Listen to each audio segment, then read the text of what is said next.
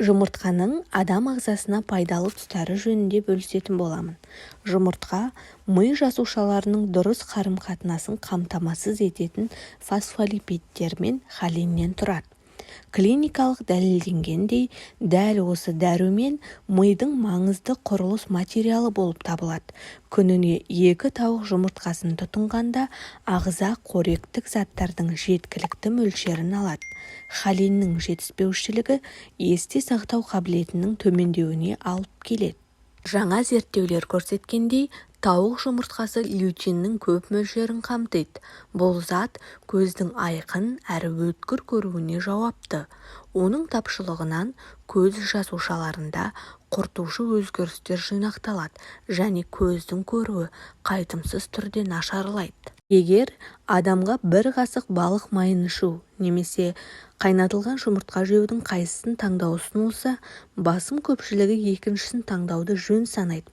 Әсіресе, егер екі жағдайда да Д дәруменінің құрамы бірдей екенін білсе. Бұдан бөлек, ғалымдар тауыққа арнайы қоспалармен жем беру арқылы олардың жұмыртқасындағы дәрумен көлемін ұлғайтуға мүмкіндік туатындығы жайлы шешім шығарды.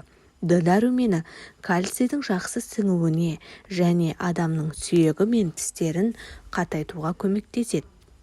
Америкалық ғалымдар төменгі калориялы диета мен таңертеңгі асқа жұмыртқаны бірге қолдану азуды 2 есе жылдамдататындығын айтқан болатын. Мұндағы таңғы ас бір күнде тұтынатын тағам көлемін азайтуға мүмкіндік беріп, ұзақ мерзімге тоқтықты сақтайды. Жұмыртқаны тұтыну қартаю үдерісін баяулатады.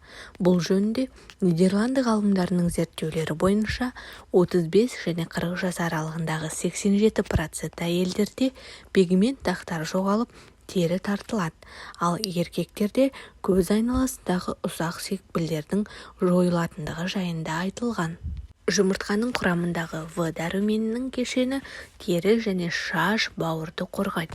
Биотин витамині В12, сондай-ақ қоректік сіңімді протеин шашты теріні нығайтуға көмектеседі.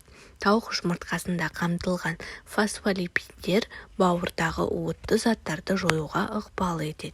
Осымен, құрметті көрермен, видеомыз аяқталды. Видео пайдалы болған болса, арнаға жазылып, жақындарыңызбен бөлісіп, лайк басып, пікір қалдыруды ұмытпаңыз.